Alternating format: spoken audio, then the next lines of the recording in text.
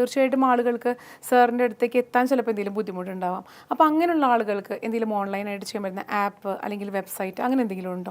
വെബ്സൈറ്റിൽ നമുക്ക് രജിസ്റ്റർ ചെയ്യുവാണെങ്കിൽ നേരിട്ട് രജിസ്റ്റർ ചെയ്യുകയാണെങ്കിൽ margcommunity.com വളരെ സിമ്പിൾ MARAG community.com സൊല്യൂഷൻ മാസ്റ്ററിലേക്ക് എത്തണമെങ്കിൽ margcommunity.com രജിസ്റ്റർ ചെയ്യാം. അതല്ലെങ്കിൽ ഒരു നമ്പർ ഞാൻ പറയാം 9745333836 താഴെ കാണിക്കാം. ഈ ഒരു നമ്പറിൽ കോൺടാക്ട് ചെയ്ത് കഴിഞ്ഞിട്ടുണ്ടെങ്കിൽ നേരിട്ട് നമ്മൾ കൺസൾട്ടൻറ്റുമായിട്ട് സംസാരിക്കാം. അതിൻ്റെ കൂടെ തന്നെ സോഷ്യൽ മീഡിയയിൽ ഗിന്നസ് റഷി എന്നുള്ള ഇൻസ്റ്റാഗ്രാമിലും ഫേസ്ബുക്കിലും ഒക്കെ നമ്മൾ യൂട്യൂബിലൊക്കെ ഒരുപാട് വീഡിയോസുകൾ ചെയ്തിട്ടുണ്ട് വ്യത്യസ്തമായ സബ്ജക്റ്റുകളിൽ. അതിലൊക്കെ ആളുകൾക്ക് പലയിടത്തുനിന്ന് വാച്ച് ചെയ്യാം. പിന്നെ ആമസോണിൽ 3 പുസ്തകങ്ങൾ അവൈലബിൾ ആണ്. പിന്നെ ബാക്കി എന്ത് സപ്പോർട്ടുകളാണോ ആളുകൾക്ക് വേണ്ടത്, ബിസിനസ് ഓണേഴ്സിന് ഡിഫറെൻറ്റ് സപ്പോർട്ടുകളായിരിക്കും വേണ്ടത്.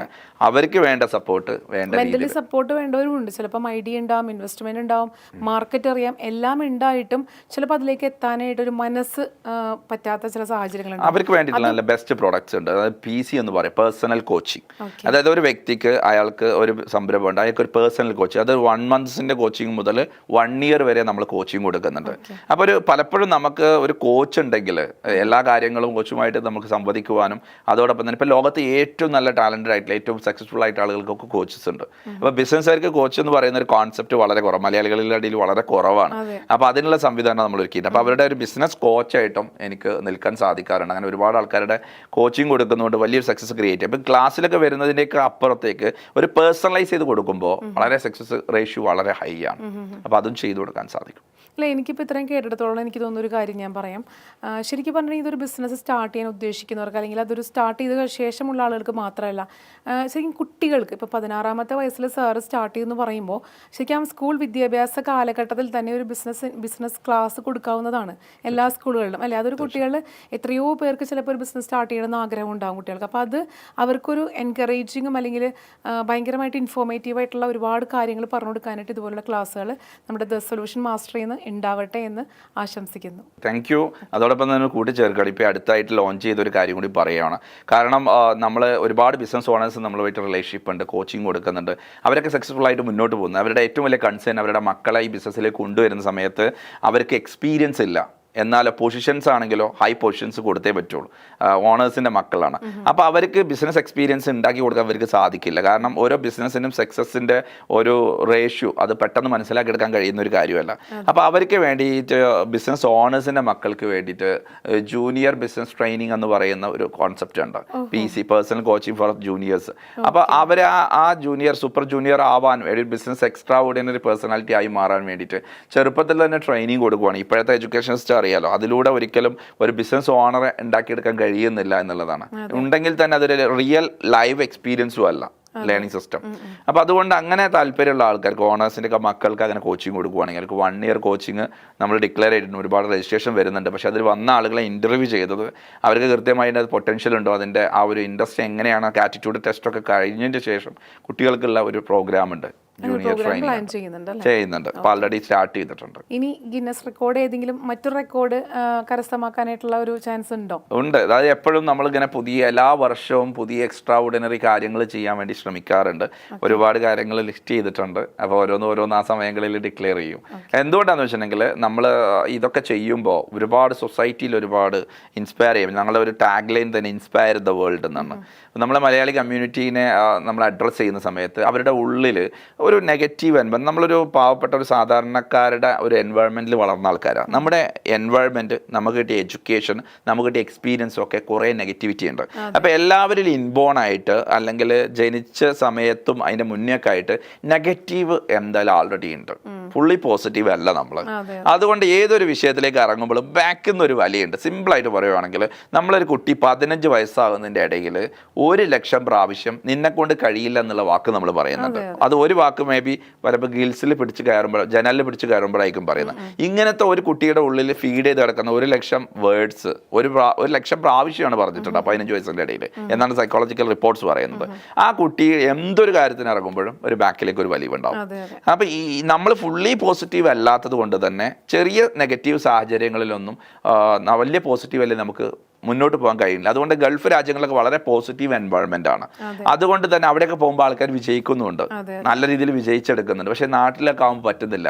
അപ്പോൾ നമുക്കൊരു പോസിറ്റീവ് ആയിട്ടുള്ള ഒരു സപ്പോർട്ട്, ഒരു കമ്മ്യൂണിറ്റി സപ്പോർട്ട്, ഒരു മെന്റൽ സപ്പോർട്ട് ഉണ്ടെങ്കിൽ ഏതൊരു മലയാളിക്കും ഏതൊരു വ്യക്തിക്കും സക്സസ്ഫുൾ ആകാൻ സാധിക്കും എന്നുള്ള ഒരു കാര്യം റിയലൈസ് ചെയ്യുക. നമ്മുടെ എല്ലാവരുടെ ഉള്ളിലും നെഗറ്റീവ് പാർട്ട് കുറച്ചുണ്ട്.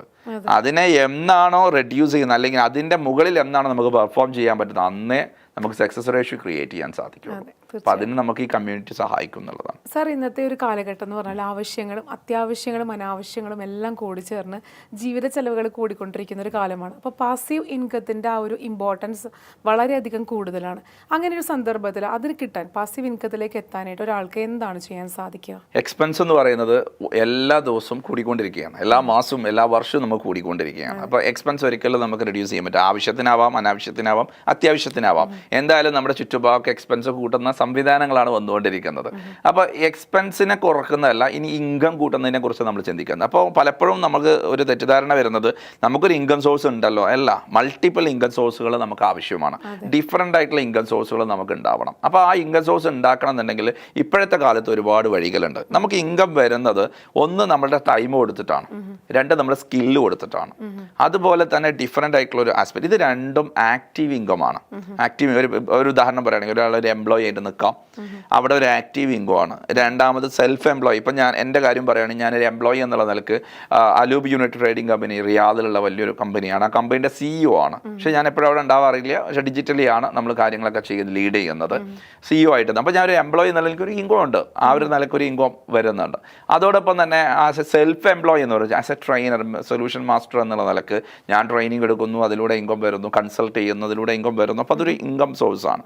അതുപോലെ തന്നെ ബിസിനസ് ഓണർ എന്നുള്ള കൺസൾട്ടിങ് കമ്പനികളുണ്ട്.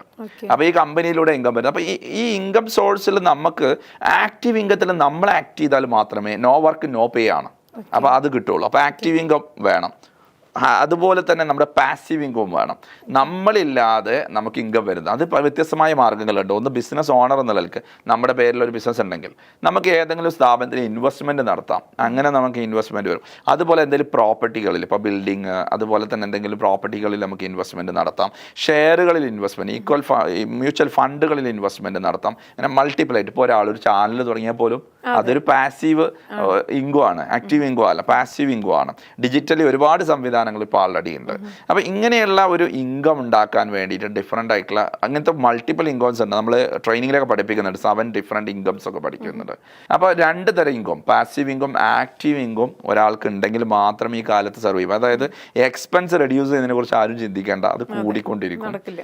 ഇൻകം കൂട്ടുന്നതിനെ കുറിച്ചും അത് മൾട്ടിപ്പിൾ ഇൻകം ഉണ്ടാക്കുന്നതിനെ കുറിച്ചും ചിന്തിക്കുകയാണെങ്കിൽ 100% നമുക്ക് റിലാക്സ് ചെയ്ത് പോകാൻ പറ്റും.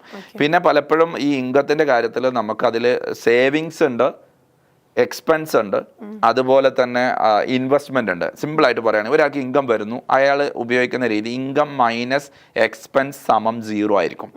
ആ ഫോർമാറ്റ് തെറ്റാണ്. ഇൻകം മൈനസ് സേവിങ് സമം എക്സ്പെൻസ് ആണ്. ഇൻകം 1 ലക്ഷം വന്നു കഴിഞ്ഞാൽ അതിൻ്റെ സേവ് ചെയ്തതിൻ്റെ ബാലൻസ് ആണ് എക്സ്പെൻസിലേക്ക് പോകേണ്ടത്. അല്ലാതെ ഇൻകം വന്നിട്ട് എക്സ്പെൻസ് കഴിഞ്ഞിട്ട് ബാലൻസ് സേവ് ചെയ്യാൻ കഴിയില്ല. കാരണം സേവിങ് ഇപ്പോൾ നമ്മൾ സാധാരണക്കാർ ചെയ്യുന്നത് ഇൻകം മൈനസ് എക്സ്പെൻസ് സമം സേവിങ്സ്. അത് റോങ് ആണ്. ഇൻകം മൈനസ് സേവിങ്സ് സമം എക്സ്പെൻസിലേക്ക് വരണം. അപ്പൊ അത് എത്രയാണ് സേവ് ചെയ്യേണ്ടത്? മിനിമം 40% സേവ് ചെയ്യണം. 40% സേവ്. ഇതിന്റെ കറക്റ്റ് റേഷ്യോ പറയുവാണെങ്കിൽ ഇതിൽ വേറെ ഫോർമാറ്റ് കൂടി പറയണം. അതായത് E=MC² എന്ന് പറയുന്നത് പോലെ ദ സൊല്യൂഷൻ മാസ്റ്റർ ഒരു ഇക്വേഷൻ ആണ് income minus savings equals expense എന്ന് പറയുന്നത്. അതെ, ലോകത്ത് അധികം ആൾക്കാരെ നോക്കിക്കഴിഞ്ഞാൽ അയാൾക്ക് 3 തരം പ്രശ്നങ്ങൾ കാണുന്നു. ഒന്ന് ഫിസിക്കലായിട്ടുള്ള പ്രശ്നങ്ങളാണ്, 2 ഫിനാൻഷ്യൽ പ്രശ്നം, പിന്നെ ഫാമിലി ഓറിയൻറ്റഡ് റിലേഷൻഷിപ്പിൽ.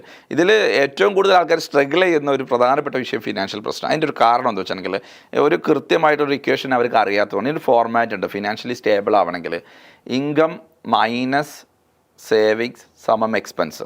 ഈ ഫോർമാറ്റിനെ കുറച്ചുകൂടി ഒന്ന് ഡിഫൈൻ ചെയ്യുവാണെങ്കിൽ 50-30-20 റൂൾസ് ആണ്. ഈ റൂളിനെ ഫോളോ ചെയ്യാണ് ഒരാൾക്ക് ഇൻകം വരുന്നതിന് 50% അയാൾക്ക് ചിലവാക്കാം, എക്സ്പെൻസിലേക്ക് പോകാം, കുഴപ്പമില്ല. അതിൽ 30% ഒരിക്കലും ചിലവാക്കാൻ പാടില്ല, അത് ഇൻവെസ്റ്റ് ചെയ്യണം. ഇൻകം കിട്ടുന്ന രീതിയിലേക്ക് ഇൻവെസ്റ്റ് ചെയ്യണം. സേവിങ്സ് അല്ല, സേവിങ്സ് എന്ന് പറയുമ്പോൾ വീണ്ടും നമ്മളത് എടുത്ത് ഉപയോഗിക്കും. അത് ഇൻവെസ്റ്റ്മെന്റ് ചെയ്യുക 30%. 20% നമ്മൾ സേവ് ചെയ്യണം. ഈ 20% സേവ് ചെയ്യണമെന്ന് വെച്ചാൽ അയാളുടെ സ്വപ്നങ്ങൾ റിയാലിറ്റി ആക്കാൻ, വീട് വെക്കാൻ ആ 20% വലുതായി കഴിഞ്ഞാൽ, ഒരു വലിയൊരു എമൗണ്ട് ആയി കഴിഞ്ഞാൽ വാഹനം മേടിക്കാം, അയാൾക്ക് യാത്രകൾ ചെയ്യാം. അതൊക്കെ 20% നടക്കേണ്ടത്. അങ്ങനെ ആകുമ്പോൾ സ്വപ്നങ്ങളെ യാഥാർത്ഥ്യമാക്കാനും പറ്റും. ലൈഫ് ലോങ്ങിലേക്ക് അയാൾക്ക് പാസീവ് ഇൻകം കിട്ടുന്നതിലേക്ക് ഒരു ഇൻവെസ്റ്റ്മെൻറ്റും ഉണ്ടാവും, എല്ലാ എക്സ്പെൻസും കടന്നു പോകും. അപ്പോൾ ഒരാളുടെ ഒരു 50% കൊണ്ട് അയാളെ എക്സ്പെൻസ് കൊണ്ടുപോകണമെങ്കിൽ അയാൾക്ക് എത്ര ഇൻകം വരണം? അതുകൊണ്ട് 50-30-20 റൂൾസ് ഒരാൾ ഫോളോ ചെയ്യുകയാണെങ്കിൽ ഫിനാൻഷ്യലായിട്ട് സ്ട്രഗിൾ ചെയ്യാതെ ഫിനാൻഷ്യൽ സ്റ്റേബിലിറ്റി ഉണ്ടാക്കാൻ പറ്റുമെന്നുള്ളതാണ്. അപ്പോൾ ഇതിനെക്കുറിച്ചുള്ള ബാലപാഠങ്ങൾ നമുക്ക് കിട്ടാത്തത് കൊണ്ടായിരിക്കാം പല ആൾക്കാരും ഇതിൻ്റെ പേര് സ്ട്രഗിൾ ചെയ്യുന്നത്. അല്ലെങ്കിൽ എക്സ്പെൻസ് ഇൻകം കൂടുന്നതിനനുസരിച്ച് ഒരിക്കലും സേവിങ് കൂടില്ല, ഇൻകം കൂടുന്നതനുസരിച്ച് എക്സ്പെൻസ് ആണ് കൂടുക. അതുകൊണ്ട് ഈ ഫോർമാറ്റ് ഫോളോ ചെയ്യുകയാണെങ്കിൽ എത്ര ചെറിയ ഇൻകം ഉള്ള ആളാണെങ്കിലും കുറച്ച് കാലം കൊണ്ട് സമ്പന്നനായിട്ട് മാറാൻ പറ്റും. നമുക്ക് തന്നെ അറിയാം, കുറഞ്ഞ ഇൻകം വരും, ചെരുപ്പ് കുത്തി കിട്ടിയ പണം കൊണ്ട് ബൈക്ക് മേടിക്കാൻ പോയൊരു കഥയൊക്കെ നമ്മൾ സോഷ്യൽ മീഡിയയിലൊക്കെ കണ്ടിട്ടുണ്ടായിരുന്നു അല്ലേ. അപ്പോൾ അതേപോലെ തന്നെ ബാർബറായിട്ടുള്ള ആൾ ബെൻസ് വാങ്ങുന്നത് കേൾക്കുന്നുണ്ട്. ഇതൊക്കെ കേൾക്കുമ്പോൾ നമ്മൾ മനസ്സിലാക്കണം അവർക്കൊരു ഫിനാൻഷ്യൽ ഫോർമാറ്റ് ഉണ്ട് എന്നുള്ളതാണ്. അപ്പോൾ കുറേ ഇൻകം വന്നതുകൊണ്ടല്ല അവരൊക്കെ സമ്പന്നരായതും അല്ലെങ്കിൽ അവരുടെ സ്വപ്നങ്ങൾ യാഥാർത്ഥ്യമാക്കിയും. ഉള്ള ഇൻകത്തെ മാനേജ് ചെയ്യുന്നിടത്താണ് അതിൻ്റെ ആർട്ട് എന്ന് പറയുന്നത്. അപ്പോൾ ഈ ഫോർമാറ്റ് ഫോളോ ചെയ്താൽ ഏതൊരു സാധാരണക്കാരനും അയാൾക്ക് ഫിനാൻഷ്യൽ സ്റ്റേബിലിറ്റി നേടാമെന്നുള്ളതാണ് സൊല്യൂഷൻ മാസ്റ്ററുടെ ഒരു കോൺസെപ്റ്റ്.